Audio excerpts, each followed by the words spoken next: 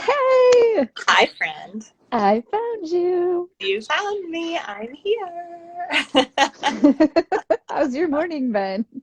It's good, productive. I get up really early because most of the people I work with are on the East Coast. Okay.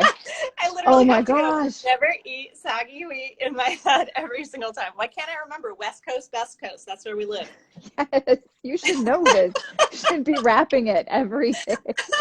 I'm all about the rhymes to remember anything. I would have been a great child in the 70s for all the Schoolhouse Rock. Yes, How's your morning going? it is going good. Oh, we were traveling for Easter, so now we got back. We got settled Was last week of Phoenix online like schools. hot as Hades? Oh my gosh, Phoenix is terrible. Okay, I had no idea. Like, even Dorian was getting out of the car and he's like, this is You, oppressive heat. He was using these big words, and I was like, okay, yeah, it's I cute. love it. Well, good. Looks like you have Yeah, some friends joining. I know. I'm so excited. I actually saw that Mike, my old neighbor, is on here. If you're actually for real watching this, that was like, you guys are in Phoenix now, and they know. I don't know how you guys are doing it. It's a couple days, and you sit in the AC the whole time. My son is quite popular, apparently. Oh my gosh, I love it. Go away.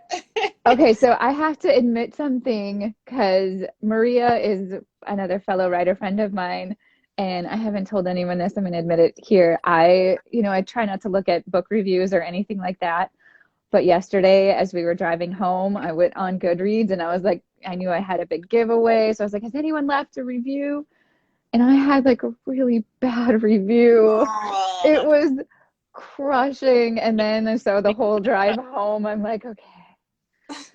I'm done being a writer. I don't want to do this anymore. I'm going to delete my social media.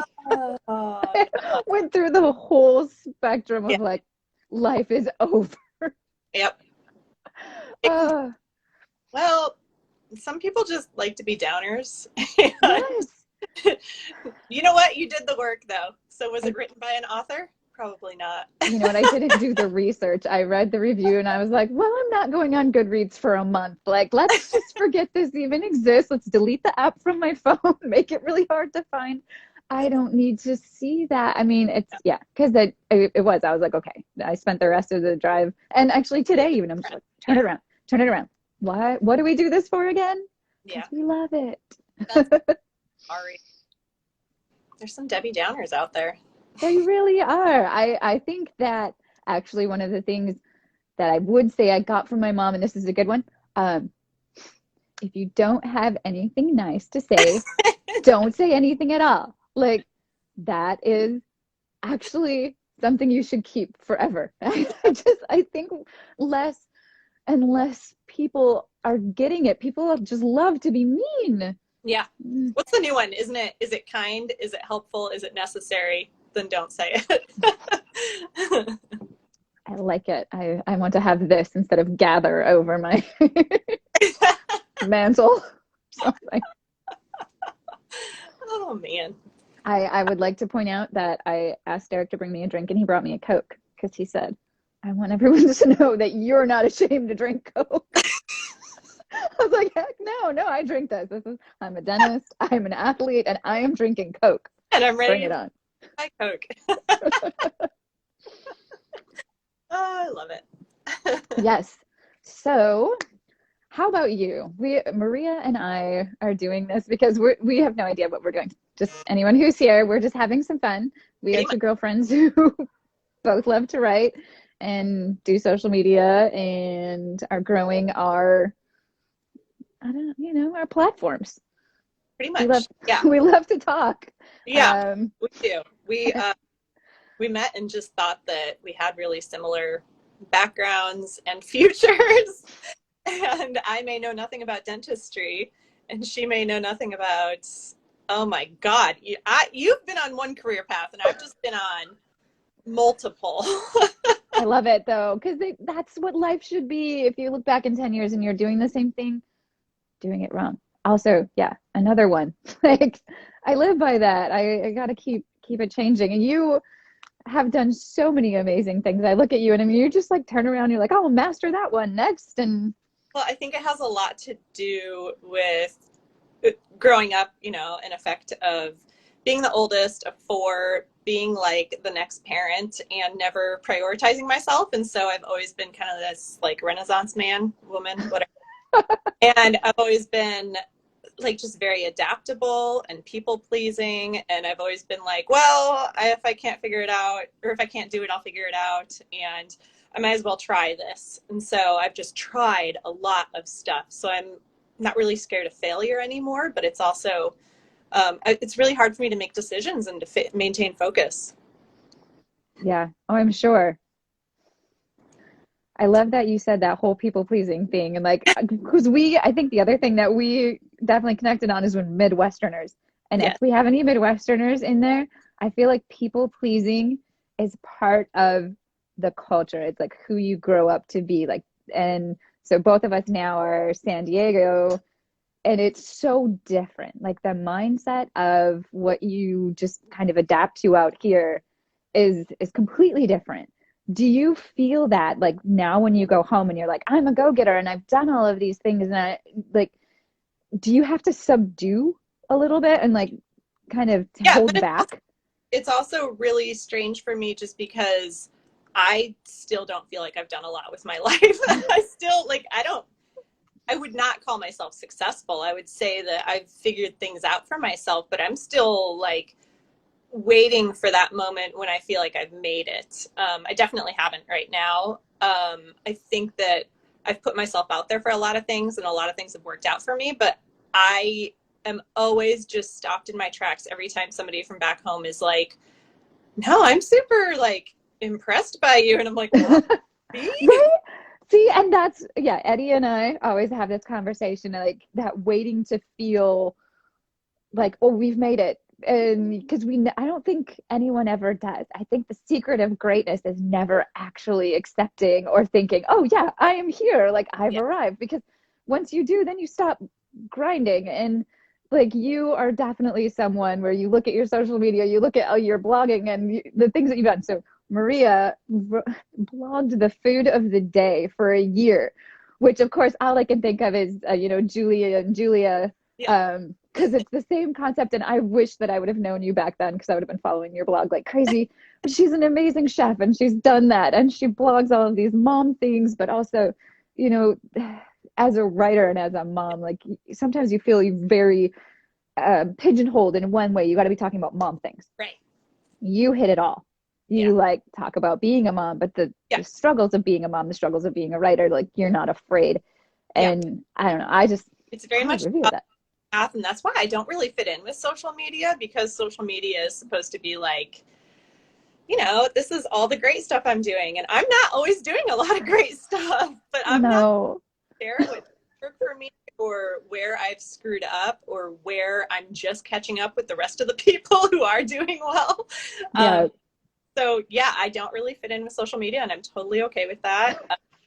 And I get downers every once in a while where I'm like, just shut this shiz down from top to bottom. I'm over it. And then I'm like, but damn it, if I really want a book and turn that book into a movie, then I do need to keep this stuff going.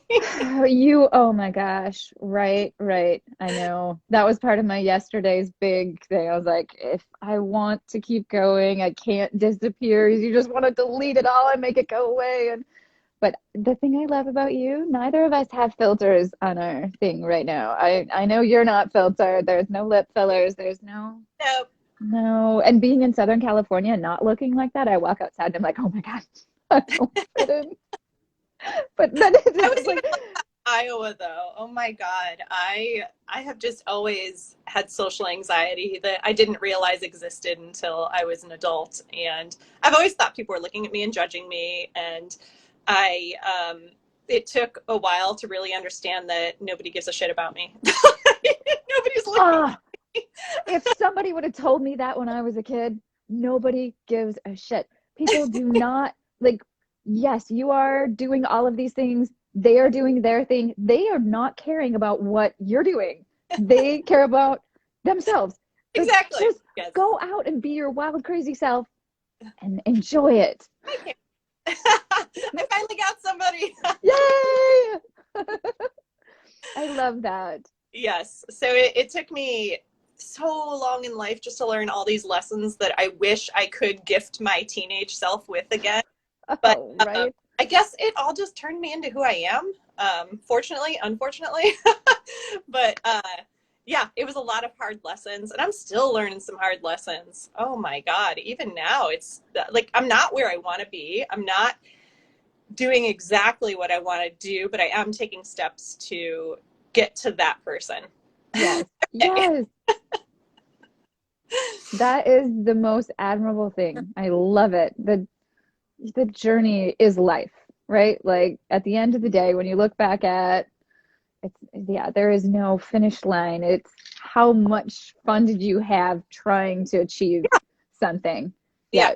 Yeah. And I definitely was not married to that person previously, though. I was, unhappily married, and it was a long marriage and long dating. And it was very much like me constantly looking over, like, oh, are you enjoying this as much as me? And him just being like, RBF constantly. It was not ideal. Like we were certainly opposites, and I don't know how we attracted, but it gave us a son. I'm thankful for him. I think that was the end result. Like I would have skipped the marriage if I got the son thing, though. That would have been Oh my goodness. Yep. holy Yep. for both of us, I'm sure. That is the one thing, and I put this on there because I really want our stuff. I want everybody to know that we are people that are in the other side of, everyone goes through life as being married, having kids, and that's great. And then it's like, I feel like I've shifted and now I'm kind of outside of the rest of the world because I've been through a divorce and we have kids, and Yeah, it's it this felt very much weird like thing. me too, because I was unemployed. I was a stay-at-home mom for 5 years after I had a decade of having different careers, and then I was a stay-at-home mom. I was very secluded, and then I met a large group of friends who were all stay-at-home moms. We all worked out together for like 2 years with our kids in our strollers, doing that stroller strides thing. Those crazy ladies running around the park with their strollers and their kids. That was me. I love it. Couple of years, and then I still felt very secluded, though, because I was around a lot of women who were just happily married to like their equal and their partner, somebody they really did care about. And I didn't feel that way, and it was really hard to confess that and open up and just tell those people that because they weren't in the same position in their life. And Yes. now I'm going to be like this pariah that nobody wants to be around. Everybody's husband's going to be like, oh, she's a bad influence. It's, oh, okay. This is the worst. I mean, and you have to want it that badly, I, you know, everyone who knows me knows my ex-husband is like the best person in the world. And like my brother, when you love someone like your brother, that it's a very, very strong thing. But then there's also a whole other side of you, which is like loving someone like you're in love. And when you are married and you don't have that, and then you're around married people because they're all like married people stick together, and they're so either they're happy and they're really genuinely happy, and you see that and it literally crushes you. You're like, oh, it takes your breath away. When I saw people in love, like touching each other, and I would sometimes I would cry, like I would have to excuse myself, and I was like, okay, I'm just accepting the life of never having felt this, like, which is, an awful way to feel. And to own that and then move forward, that is a journey. Yeah, And then being on this side of it and then having to be the pariah that people are like, oh, she's been through a divorce. That's a bad thing. Like, yeah, exactly. and that's another thing about even just going back home and saying, okay, I divorced, and Yeah. like being honest about it, because people look at you and they judge you. And Yeah. I don't consider myself a trailblazer whatsoever, but I think that there has been a lot of instances where I would have loved some sort of manual to follow for life. Yeah. yes. I've had to just figure it out myself and fail and figure it out over and over. But I remember like being unhappily married and being like, I know that I need to get divorced, but that's really scary and I don't even know where to begin. It was so overwhelming that when I knew it was bad, I was just like, okay, I'm just going to keep doing this because it's easier to not do anything than it is to actually have to figure out what I'm supposed to do. Like I would reach out to friends and say like, hey, I know you got divorced. Like, where the fuck do I start? Like, I don't even know what to do. Oh, you know what? That's awesome.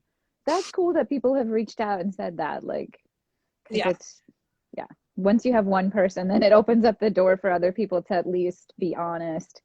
Yeah. Because it seems like everyone is not talking, not talking. And then all of a sudden, if you're the first one who opens the door for conversation, other people start, hey, I'm not happy too. Yeah. Yeah. Like, And this yeah. brings me to one of my lessons from my mom that she also was raised with, which was, oh, what was it? It's just as easy to marry a rich man as a poor man. She would tell me that's what my mom always said. And I'm like, I will not say that to someone ever. I Breaking love the it. cycle here. Like, Where where, was she going with that? where else do we What was place her moral value on there? not taking care of yourself or relying on yourself or just becoming dependent on somebody? And I was Yeah. definitely financially dependent, locationally dependent, like life Uh, dependent, and it was and it was tough. I love it. Okay, so Karen, this is your friend. She's well, so what was it? What was the moral? What was trying to be imparted in that I moment think where they or like focus on finding somebody who has money because you can love them just as much and your life will be easier. I always wonder about that and I'm just That's like, my way no. of taking from it. But I came See, from a really poor family. I do too, and my mom married for money, and so that's like the only way that we had money because I came from nothing. So I was always gonna like I was anti-marry for money, 100%. And but that was like completely on me. I was like, I will make my own money and no one is going to pay for me or no one will ever claim me. Like I can't because of that specific situation, Yeah. which I think is so interesting because, one would always want to say, oh, these specific instances end in divorce. And it's like, no, that's not it. You had a marriage where you were dependent. I had a marriage where I was the financial, like I was the provider. Yeah. It's still at the end of the day, there's no like formula that says, okay, this one is not going to work. Like people just, it happens to everybody. Thanks, Mom. Thanks, Grandma. Okay, so you alluded to something text via it was about the alligators, and I'm like, Yeah. please tell me more about the alligators. So I was looking frantically through all of my messages and notes and emails because I swear to God, I thought I had compiled this list called Lies My Mother Told Me That I Believed. And it was things like, if you leave the oven light on while you're baking, it's not going to bake right. And I was in high school by the time a friend was like, no, you can leave the light on. Okay, I swear to God, I got in trouble for the same thing. Like literally, if I left the oven light on, it was yeah, you're gonna screw this up. Like, really? Is this an easy bake oven now? Has anyone else heard this? Anyone on here? Leaving the oven light on is going to Okay, good. like ruin the food? Okay, we're the I'm just Midwestern thing. good. My son's favorite joke right now is to say, hey, Mom, do you know if you say gullible slowly, it sounds like orange? He gives this to me like every day. I'm like, I'm not falling for that, dude. Oh no. Yeah. So I would have totally been like, go. yeah, the other like minor lie that I laugh about now, I think everybody's heard, where the sewers are filled with alligators because people used to have them as pets and that they flushed them when they got too big or whatever. So didn't you hear that one? No? This one is I totally just foreign assumed to all the me. I sewers was just in New like, York I can't were wait. full of alligators. Thanks, Mom.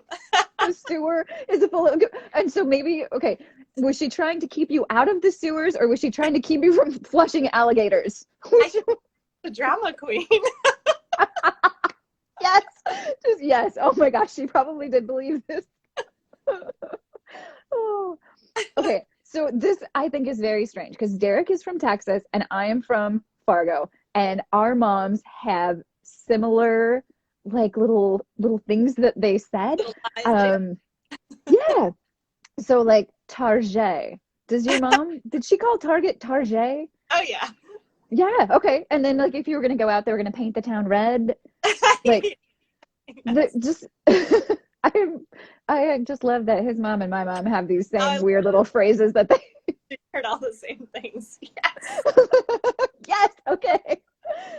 And you can't make a mountain out of a molehill. I'm Yeah. still trying to figure this one out because I'm like, I want to make it. Yes, I can. Just try it. Trying to not be dramatic or call you dramatic. Like it's supposed to be this big and you're making it this big. Let's dial it back. Yeah. Good times. Yes, I'm gonna yes. be Oh wait, we just I'm cut out gonna for half a second. a What? lie like there's what's a good lie I should start now? He's 8 years old. Is it time Oh, to start one? I think you should. But you put me on the spot. Does anybody have a good one? I really, oh, I did all of the bad things with my kids. Like I literally did Santa for a long time. Corbin believed in Santa way longer than any child should have. And then when he found out, Dee still had like 2 more years where he believed it. And yeah, but I don't have any good ones. No, I there's been think a lot I'm, of questions about all of the holiday characters, but I haven't directly told him they don't exist yet. So it's just more fun that way. that's just something I won't do. Never, never just be like the rest of the world is wrong and you're right and you stick to it and that stick to it-ness is going to be what gives you an edge in this world. Yeah, that's it. Yep, I'm reading yep. this book. It was by the holistic psychologist who I just recently found on Instagram. She's super famous as this psychologist who's actually focusing on like healing yourself. And so the book is called How to Do the Work. And it's been super eye-opening as a person and also as a parent, to try to not do the same things that my mom might have done to me that created who I am, who she still doesn't really accept, which is kind of funny. Like, who created this? But it's a lot of things like just looking back on the fact that I was the oldest of four. I was the responsible one. I was the one who had to take care of everybody. I was like the other parent.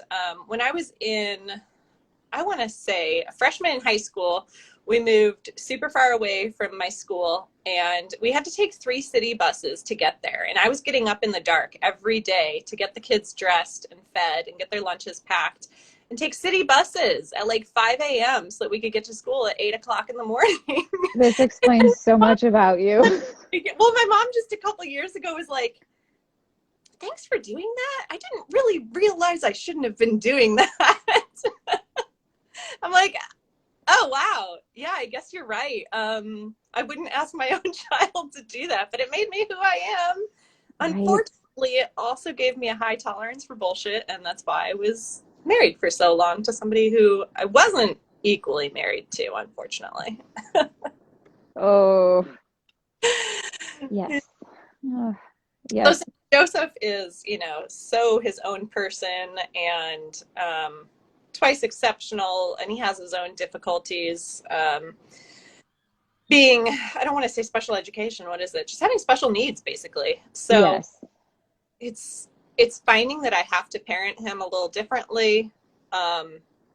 It has never been just dialing it in with him. It's always been a lot of work and really being in there and in the thick of it all the time. But I'm just like so worried I'm going to screw him up at any moment. Impossible. Impossible. We made it. We made it, and he will make it. He's going to be amazing. So both Maria and I have boys that they are not special needs, but they are high energy, high Yeah. just functioning, but also you feel like you're playing defense. It's parenting on steroids and it's exhausting and it's hard. And then doing it as a single mom for you and then me, like I have the strangest thing with another, now kind of a stepdad who he doesn't know how I raised my boys. He wasn't there for the whole years of seeing them just be crazy Yeah. because you don't get that like I didn't create these things. Like, this is who I've always been trying to just sort of tiptoe around. Yeah. I don't ever want to do the same things that I had done to me, but yet the perseverance that I learned as being a child who really didn't have anything, I was like, you just figure it out. You constantly just figure it out. And I never want my kids to suffer. Yeah. But I also feel like if I just left them to their own devices Joseph is going to be great at that. He is amazing. I just hope he has friends. That's like my biggest thing. Yes. I hope people like him because he's just so truthful and he can just come across as such a smart aleck and a smarty pants, and it's daunting. Yep. They do that. They do You know, that. I totally let him fail. I let him figure things out for himself. I'm not trying to keep him just safe and secure either. I know he needs to, I mean, that's where you grow. I saw Mm-hmm. this quote recently too. I really loved it. Was sometimes growing feels like breaking. Sometimes Oh, it that's beautiful. That is beautiful because it is. sometimes it is very painful. And to like be there for your kids to foster failure and then, okay, let's take this failure and turn it around. That was never anything that I was ever taught how to absorb No. and navigate. So even as an adult, okay, it's like, okay, I'm learning how to navigate failure still. Obviously, yesterday, example, but my boys, my fear of failure as a parent then leads me to do things I probably shouldn't be, and in enabling them and Yeah. not empowering them because Yeah. nobody wants to see their kid fail. And Yeah. but failure is how everything is made. Yeah. Yeah. It's how you, yeah. And then that's the thing too. Like, I have failed a lot in my life, which is totally great because it means that something is going to work out someday because I keep trying everything. And I think that's the thing that sets people who actually get things done apart and successful people apart because they do try so much. I don't do everything thinking I'm going to be great at it. There's a lot of things that I'm like, okay, I'm like the original DIY. I just figure things out for myself. I've had to figure out how to be a person myself. um, and it is just a lot of throwing things out there to see what sticks. And I have tried a lot of things. I spent several years as a photographer, and then I decided I didn't want to do that anymore. I was pretty invested in it, and it's not that I failed at it, but I just wasn't led by that passion anymore. Um, and I wish that I had known that writing could be a viable career option back when I was still in college because Yeah. I was like, that's not a real thing. That's like a hobby. I really wished I could have actually focused on it as a career option or even Yeah. understand how much I enjoy marketing now. In my writing, I'm a copywriter. I do marketing copywriting, and it's such a fun, healthy, creative balance. It's a gift, especially being able to write in that way. Um, yeah, like mothers, I don't, were you supported to write? Like that is never anything too. If I would have said, oh, I'm going to be a writer, I would have been told like, no, you're going to be a dentist. But there are people who created a career in writing and they're doing it. It's hard, but Yeah. so is this. Like what we're doing now is hard. Do you think if you would have been supported, you would have gone for it? Um, I have always had such a hard time making decisions, and it's only been recently that I've actually started making decisions with myself in mind. And I won't say that it's selfish, but it's actually like understanding that I am living for myself and that I am the one like keeping myself alive to begin with. So I really do need to give myself that attention. Um, Yes. and even just things like having my ex-husband ask me what's for dinner like used to want to drive me into a rage because I'm like, I don't want to make that decision. I just, Yep. it's so hard for me not to consider everybody else's feelings and how they feel about things because I'm just debilitatingly empathetic at times too. Yep. And it can really like make me come to tears sometimes. It's hard. I take everything in. I'm a very sensitive person, which I never would have admitted before. Um, if my mom were to call me sensitive, I would have gotten very defensive about it. And now I'm like, you know what? That's what I am. I am like, feel like I feel it all. And I see that in my son too. And every time I get upset about something, I always have to remind myself, like, he gets this from me. Like, I can't get Yes. about it. Right, right, exactly. But you almost perpetuate it and like, make each other more. Don't you feel like that sometimes? Whereas, one person who's a calm one and one person who's that way can balance, but the two people that are at that same plane just kind of, oh, yeah. Because that's with me and both of my boys. So sometimes we're a great combination, and then sometimes we are just toxic. And it's like, oh, okay, somebody intervene. It's very conscious parenting. Like, it is being on point all day, and it's very hard to do that. It's Oh yeah. very mentally draining. Um, and I'm not going to say I'm perfect and I complete it all day long. That's definitely not how it works. There's times where I'm like, okay, like, I need a break because I'm going to break. Yes, yes. Go read a And book. like even being able Play to the game. say that that's okay. Yeah. I need a break. Not just I deserve. Yeah. Because if you want me to be a good parent, like I just have to step away and breathe Yeah. a second. We were never taught that that was okay. Yeah. Do you think that's ubiquitous, or do you think that that was like, you know what I mean? Is Yeah. anyone being told that? Yeah. I think that everybody just takes such a different approach. And I think people are just likely to hand out the advice that they got themselves, whether they followed it or not. It's just like traditions. Like, we celebrate Mhm. Christmas the way that we celebrated Christmas as kids. Like, we don't know any better. You have to actually consciously think about what you might want to do differently that would actually be different, but you have to put the work into it. And it's the same thing Yes. with just raising kids who are just a mini version of you, and it just compounds those parts of yourself that you're so critical about too. Yeah. Yeah. You see all your flaws in them.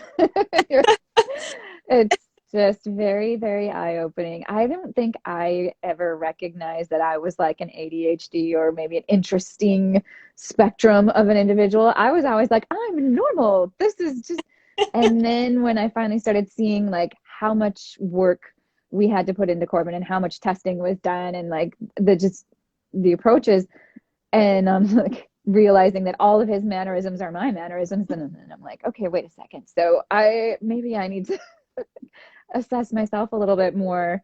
Yes. Um, But I grew up like, it's so funny to think about though, because I was such a wallflower growing up. Like I said, I think that I had social anxiety, and I think Joseph probably has social anxiety too, but it's mm, different because he is so outgoing, but he gets very overwhelmed by groups of people, which I remember back in college when I would go home and visit family. Um, every single holiday get together was extremely overwhelming for me. I would just immediately jump to this mental place of being annoyed by everybody because they were just coming to me and asking me like how I'm doing. But when I got asked that by the third time, I just wanted to be like, let's gather around for story time because I'm tired. And then I look back and I'm like, I was kind of an asshole. Like, I was just annoyed, and that was kind of silly. But I just very much get overwhelmed with being any sort of center of attention, or um, just being asked a lot of questions. I'd always been the sort of person who would jump to being defensive. If somebody was asking me a question, it meant that they were like trying to attack me. And I think that that had something to do with how I was raised too. Like, I literally yes, myself putting on armor anytime I have a conversation with my mom, which is really sad, but I've felt that way for a long time. yes, yes. Oh no, I love the way that you described that because it's so true. And then right away, you just assume that they're going to come at you with criticism, and you're like, I'm tired of. Yeah. And yeah, especially with when I look at you, you are so organized and amazing at everything you do, and I couldn't see you operating any other way. And I am sure a lot of that has come with you just found your coping mechanisms, whatever made Yeah. it work, whatever made you, just keep on task. And Yeah. it's struggled with perfectionist tendencies and probably OCD before I became a mom. And then, like, once you have a child, you're like, holy shit, I don't matter anymore. Like, how I like things, that doesn't matter. Having kids is the best thing in the world because for anyone who, yeah, you're just like, nope, all of my systems are gone. Everything is about this little person who's just going to destroy it all. I got to find the space within me to be okay with that. Yes, exactly. So there was definitely a lot of perfectionist tendencies and just this desire to make it look like I had everything going on. It was that typical social media idea of what life is supposed to look like. And I believed that for a while, and that helped me think that like my life was good and normal and how everybody's is supposed to be. And then once I started realizing I wasn't happy and started reaching out to people and asking them like, well, is this normal? Here's what I'm struggling with. And I would get met with, well, that's just how all guys are. Or that's like, all men are like that. All husbands are like that. And it's a lot of, I think people don't want to see relationships end in the first place. And it makes them sad, and it makes them also get defensive about their own relationships. And so I got a lot of advice to just kind of work through it and accept things for how they are and just make it work. Yeah. I was just like, this just doesn't feel right though. Yeah. I don't feel like I should have to put up with this or do this way. It seems like it should be easier, like it should be equal and it should be fun. And Yeah. it wasn't, especially near the end. And it honestly wasn't even before we got married. And I wanted to leave even when I was pregnant. And parenthood for me changed a lot for me. When I was pregnant with him, that was an immediate game changer for me. It was an immediate, okay, I'm literally stopping any sort of selfish thoughts because I have this person who I have to take care of until the day I die. Yeah. Yeah. And I can accept that. And forever and always from this point, my life will be different. But I was married to somebody whose life did not change because of it whatsoever. Was still having fun, going out, doing all that stuff. And for me, it was eye-opening. And I was like, this just isn't what I want in my life. This isn't ultimately what I want. So holy hell, I just started. How the hell do I get out? Yep. And there's definitely, I think so many of us are raised to hunker down and persevere. You know, if you made the wrong choice, that's okay. Now you just have to keep sticking with it. And I think people know, you know, in your heart, you know, there's hard that we choose, and then there's hard that we didn't choose. And that is a very, very personal decision that can only ever come from within, and nobody can influence that. You have to just look in and say, all right, do I want to keep this hard? And some people do, and then that's the people you support, and you say, okay, we keep going. How do we keep going through this? You know, I have I have my hard right now, and I'm choosing it, you know.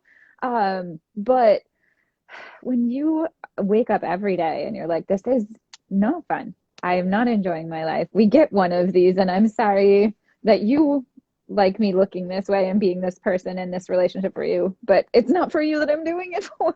Right, exactly. It was very one-sided, and that also made me filled with guilt because I was like, oh my God, now if I end this marriage, then he's going to be like having to figure things out for himself. And I felt a lot of responsibility for that.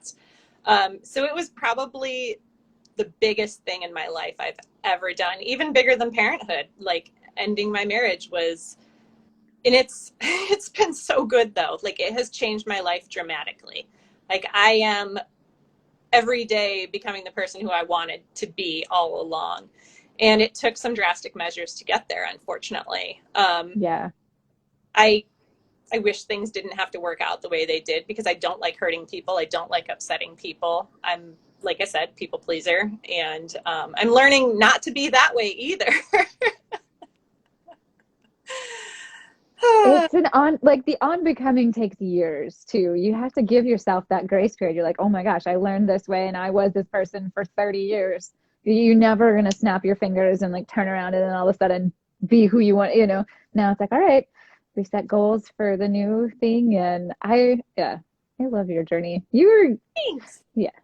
I share all about it. I am just an open book. Like, there is no question I won't answer, and there's no topic I don't cover. I have about a dozen drafted blog posts right now. I just haven't committed to putting any of them out, but I have such a big month with work right now. I'm like, I just need to survive April, and then I can start publishing posts again next month in May, because this month is just kicking my butt with work, with a big deadline near the end of the month that I need to hit. And yeah. Are you still publishing with Zulily, or are you coming out with your own posts and just I'm doing doing them on? now only. Okay. I was doing that paid partnership with Zulily for a few months, and then they wanted to extend it, and I agreed to, and then I got this new job, and I was like, I'm so sorry, but I cannot continue. Yeah. They You dropped, have, which was kind of a bummer, so I was like, it makes it a little easier to choose the things that are good for me and to stick to them. yeah, for sure. I love your blog posts, and you have such a good job, like a good way of keeping a succinct statement and getting it out with one little vignette, and then like and it's all poignant stuff that we're all thinking about, but no one, yeah, people just don't often talk about. Resonates with people. That's the plan. I mean, I don't ever think I'm going to be popular with blogging, and that's totally fine with me. That's not my goal, but I'm really in my comfort zone when I'm doing those short blog posts. Like, novel writing for me, Yeah. it's kind of funny that I even say that, because I did write a novel in 90 days. I did in 3 months, but I also had no life. I had a husband who wasn't home. I also had a son who still napped several hours a day, and only one child. Yeah.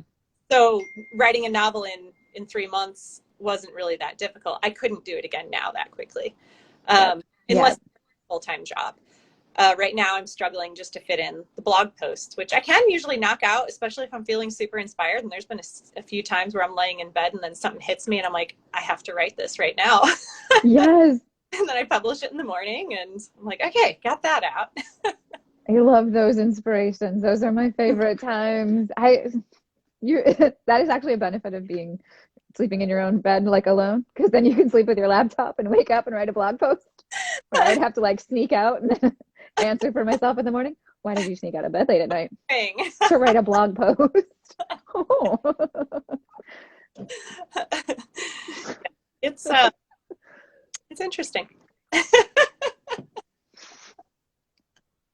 Yeah, there's always going to be a thing. Yeah, I have so many goals. Like, I've never known how to dream small, which I wish I were more simple and more happy. I've thought about that too. Like, wouldn't it be nice if you didn't have to dream so big? Yeah. But no, you wouldn't be you. I know. I mean, but I totally, I see myself. And the funny thing is that I've seen a lot of my current success in my past. Like, I have envisioned everything that I'm doing in my life. And it's really impressive, because I do continue to have really big goals and ambitions and dreams that I'm like, well, if I think them and I keep thinking them, like, it's only possible that they're going to come to fruition. Yep. And it goes back to that, like, when do you realize you're successful thing? Because I don't know. Is it like when I go to see a film screening because a book has finally been turned into a movie? Right. Yes. And then, oh my gosh. I feel like that would be it for me. I feel like that's the only moment I'm going to be like, okay, I've done all my goals. All right. So we got to get you a screenplay.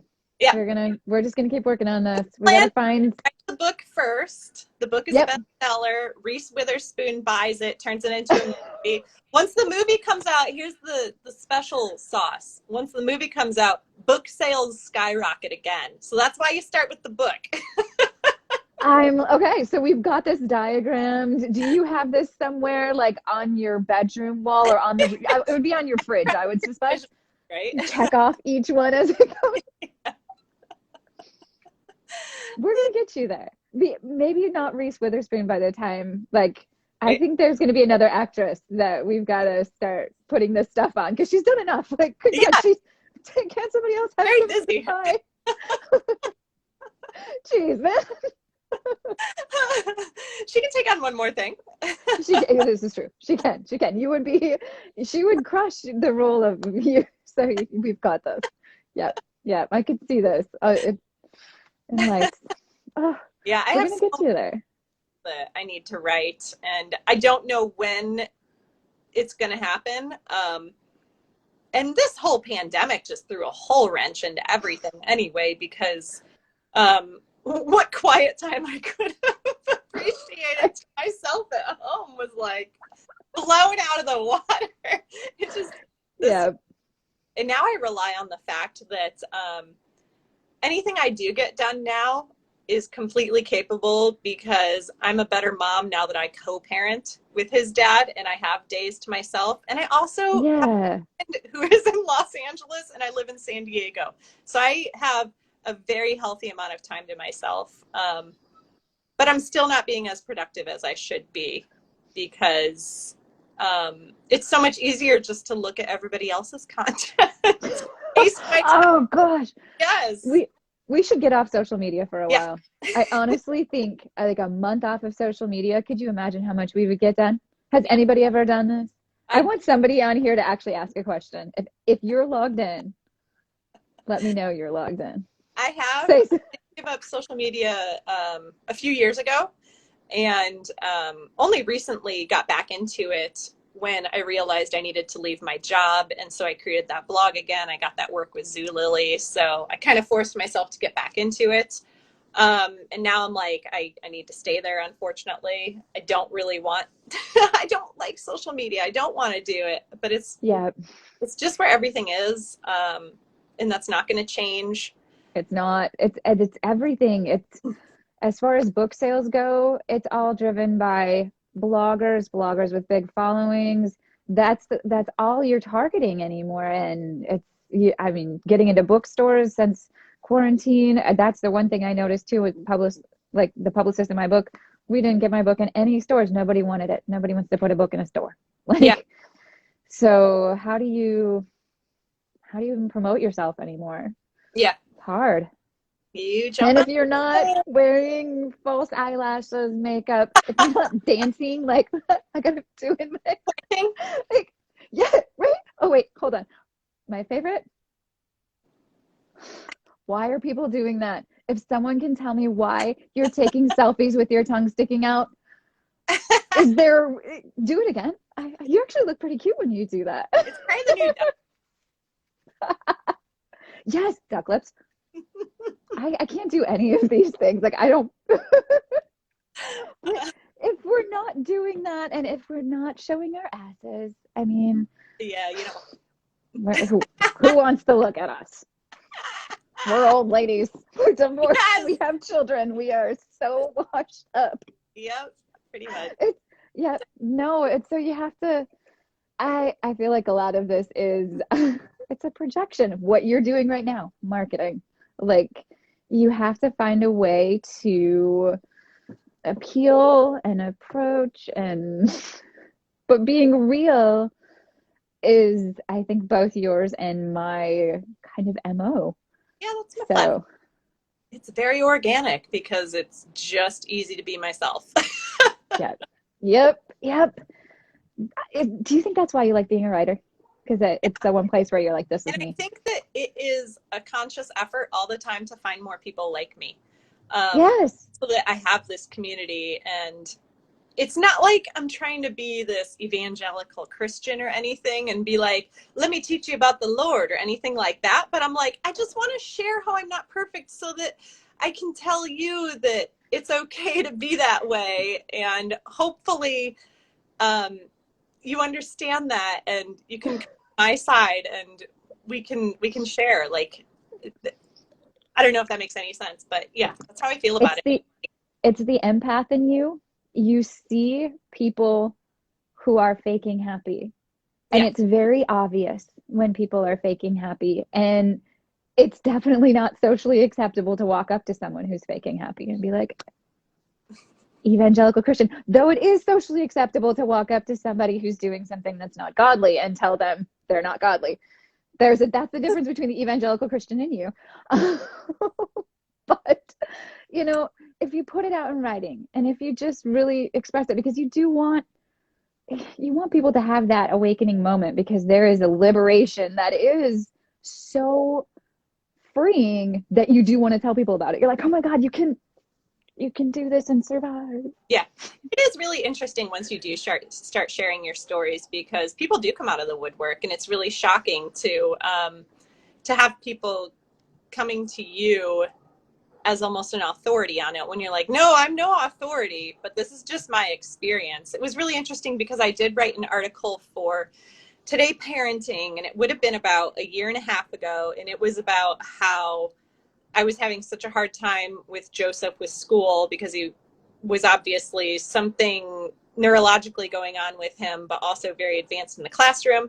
And I had opened up about this, saying that he struggles in the classroom because of undiagnosed giftedness, which school just won't diagnose until third grade. And I had written this whole article about that as the main thing, giftedness. And I had parents just coming out of the woodwork, like strangers, probably 50 strangers contacted me to ask me, or to offer me reassurance, or just to be like, I think I have the same thing going on. I'm so glad I'm not the only one. I was shocked by that. Yeah. Yes. Yep. And that, yeah, because you get a good, when you were doing the Zulily thing and writing for those specific things, at least you get an audience and you get yourself out there. Because whenever I was struggling and I saw any little thing like that I had actually never seen or heard before, I was like, oh, it was a gem. It was like a precious little thing. And then when you can actually create it and pass it on, and that's when you kind of know like what your life's purpose is. At the end of the day, you're like, that's what fuels you. That's who you are, Yeah. and like what you were put on this earth to do, and you do it. And even though you've got all these other things going on, I don't think there's ever going to be a time in your life when you're not, um, you know, achieving that or striving for it in some capacity. Sorry, I Yeah. keep getting all these text messages. I'm like, oh. Yeah, I just love sharing the hard parts. And you know what? It honestly comes down to, I love reading stories like that. And so I Mm-hmm. want to create more of the things that I want to read in the first place. And I think that that's what I'm working towards, and that's what I'm accomplishing. That's the big goal here, to write more of what I enjoy reading. And Yeah. um, I like controversial stuff. I like stuff that isn't the norm. I like women who don't follow the rules. Uh, Yes. I like Yes. unreliable narrators. I like not knowing what's really going on. I like stories that jump all over the place. Like, I love all of that. Yeah. Yeah. That's beautiful. And that's, because it's you, at the end of the day, you've got all of that. You understand it. Your mind works that way. So when you see it, it's like recognizing, your siblings almost, it's your soul, your kindred spirits out there. Yeah. The more older I get, the more like weirdly spiritual I become. I think that for writing for me now is getting out of my own head in terms of assuming everybody knows where I'm coming from. Like, it Yes. takes me a little bit to understand that people only know what I tell them. Yep. Nobody's a mind reader. And it's also hand in hand with getting out of life what you want out of life. Like, nobody is here to just take care of you, and nobody is going to read your mind for you. You have to ask for everything you want. So I have to take that into my writing too, and be like, well, why didn't you Yes. understand that? Because obviously this is what I meant. And it's like, well, no, you have to actually show that. And that's the thing that I still struggle with the most. And I think that I'm getting better at it. It would be interesting, because I wrote my first book like 5 years ago now. It would be interesting to sit back down and write a new one starting today, just because I have learned these lessons, and I would be much better at it, I guess. You would. Only time will tell. And There's definitely, I will be writing. I just need this goddamn pandemic to end so that I can have myself again in like structure. I need a structure. structure. I'm missing structure so much. Okay, well, we are coming up on the hour. We have like 3 minutes left. If anyone has any questions, I want to throw it out there, because we would totally answer anything. But otherwise, you can always follow Maria if you're not following her already. She does amazing blog posts on life, parenting, all of the struggles of it all. Plus, she's an amazing cook, and she'll throw out these like recipes that will blow your minds and an adorable, compact, efficient little ways to make them. Yeah. I'm always impressed. Um, and she is, she's got one book she's editing, always other projects that she's working on. And let's wait for you to make your next one. Okay. You've said it on here Yeah. publicly. So now we're just gonna. It's hard to even like decide which one to go with next. Yes. If Eddie is still on here, Eddie is one of my friends from Atmosphere. He and I had talked for so long, and he was writing poetry, and he didn't want to write. And I just was like, wait. And when he was gripped by the desire to write another book, it's so crazy to hear him talk and just to see a social media post, because he's already like halfway through it. And he just started writing. It's probably been less than a month that he's at it. You did the same thing. 90 days, you had a story. You had to get it out of you. I feel like as a writer, I saw something the other day that said just hone your craft, not so that you can, force out a story, but make sure that when inspiration strikes, you are the best version of yourself and you are the best writer that you can be, because that way you can take the story and run with it and not have to learn how to write along the way. It's not that you become a great writer and then you write the story. The stories are going to come to you. They are. And like, I was not a writer before this. The story came to me and I had learned how to write. Like, I fully admit that. And I read your writing, I read your blog post, and you talk about how quickly you can turn them around. And I'm like, I need editing. I need so much editing. I'm very stream of consciousness, and I edit as I go for the most part, especially with blog posts. But I am a huge critiquer of myself too. Like, I'll read things through several times. Like, I would be mortified if there were some sort of grammar mistake or spelling mistake if I did hit publish on something. Oh God, right. Coming out. But like, the hardest part for me right now with being able to write a book is that structure. I go back to that because I think back to when I wrote that book in 90 days, and I knew what to expect every single day for those 3 months. And without that right now, it's really difficult to maintain that and to create that pattern and create that habit. Yeah. Oh, for sure. Yeah. Because your life just was shaped around it. And yeah.